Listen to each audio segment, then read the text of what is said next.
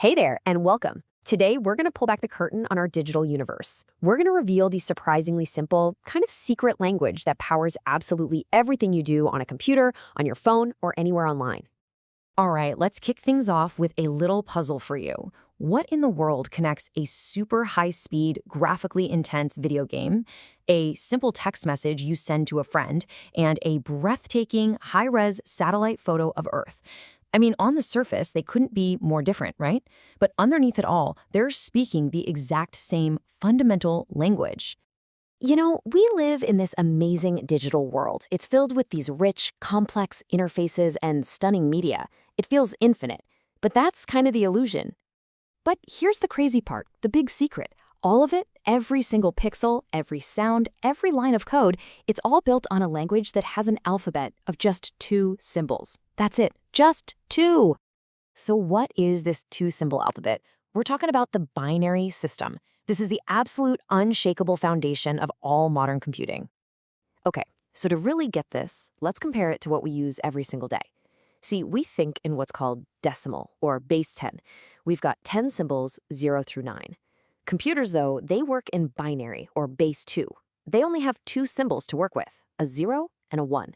And each place, or column, represents a power of 2. That right there is the key shift in thinking we need to make. And each one of those zeros and ones, it's got a name, a bit, which is literally just a squished-together version of binary digit. This is the atom of the digital world, the absolute smallest piece of information a computer can possibly handle. So how in the world do you read this stuff? Well, it's actually just some simple math based on powers of 2. If you look at it from right to left, each position's value just doubles. You've got the 1's place, the 2's place, the 4's, the 8's, and so on. All you do is add up the values for the places that have a 1 in them. So in this case, 1101 becomes 8 plus 4 plus 1, which is 13 in our normal number system. It's that simple. Okay, but this brings up a huge question, right? Why this system? Why go through all this trouble with powers of 2 and just zeros and ones? Well, the reason is actually super practical. And this is where the abstract math stuff gets real. It's because binary is a perfect match for how a simple electronic switch works in the real world. Think about it. A switch can only ever be in one of 2 states. It's either on or it's off. There's no middle ground, no kinda. This simple, crystal clear 2-state reality is what makes it so incredibly reliable for building machines. And that big idea of a 1 or a 0, it becomes a real physical thing inside the machine in a bunch of ways. A 1 can be a switch that's flipped on, or a high voltage, or a current that's flowing through a transistor. A 0 is just the opposite. The switch is off, the voltage is low, there's no current. On an old hard drive, it's a tiny magnetic area pointed north or south. It's a direct physical representation. But it's not just about flipping switches on and off. There's a set of rules that tells them what to do. It's this thing called Boolean algebra, which was actually developed by a guy named George Boole way back in the 1800s. It's a whole system of logic where everything is either true or false. Sound familiar? It maps perfectly to 1 and 0. This is basically the brain of the operation. Let's take a look at a really simple piece of this logic, the AND gate. Think of it as a tiny little gatekeeper. It's got one simple rule. The output is 1, or true, only if input A and input B are both 1. If either one of them is a 0, or if they're both 0, the output is 0. This incredibly simple decision is one of the fundamental building blocks of all computing.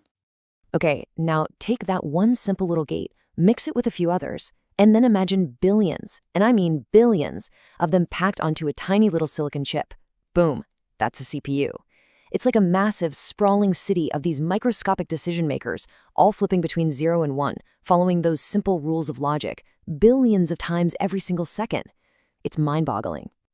Okay, so we've got the logic, and we've got the physical switches.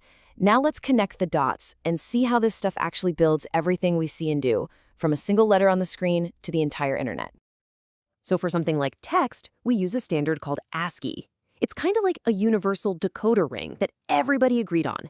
It gives a unique binary number to every single character you can type. The letter A has a code, a question mark has a code, even the space bar has its own special binary code. And this is what that actually looks like. So you and I, we see the letter A, but to the computer, It's nothing more than this specific pattern of 8 bits. 01000001. Every single word in every email or document you've ever written is just a long, long, long string of these codes. Okay, what about pictures? Well, a digital photo is just a huge grid of millions of tiny little dots called pixels, and each one of those tiny dots gets its color from a set of binary numbers. There's a number that says how much red light, a number for how much green, and a number for how much blue. Millions of these little binary color recipes all come together to create the full image you see.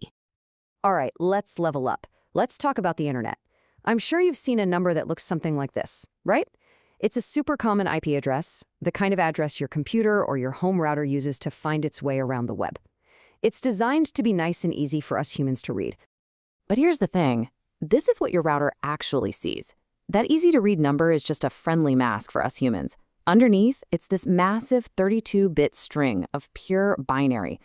Every single packet of data that zips across the internet is guided by machines reading these raw binary addresses. So this whole system has been, unbelievably successful. It's powered decades of revolution.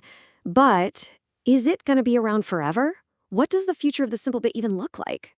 Well, we're actually starting to bump up against some physical limits. You've heard of Moore's Law, right? The idea that we can keep cramming more and more tiny transistors onto a chip. That's slowing down. And then you've got these revolutionary ideas like quantum computing coming up, where a qubit can be a 0 and a 1 at the exact same time. But get this, even those incredible futuristic machines will probably still need a binary interface to talk to our regular computers and, us. I think this quote just nails it. Binary is that essential bridge. It's the universal translator that takes what we want to do, our ideas, and turns them into physical actions a machine can actually perform.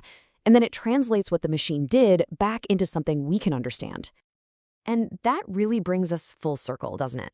We started with the simple logic of true and false. We saw how that becomes a real physical light switch. And we followed that idea all the way up to the mind-bending complexity of the entire global internet. And it's all built on the simple, elegant foundation of just 2 numbers. It's kind of wild when you really stop and think about it, isn't it? Our entire digital civilization is written in a language that only has 2 letters. It just makes you wonder, with this fundamental code as our building blocks, what new worlds will we write into existence next?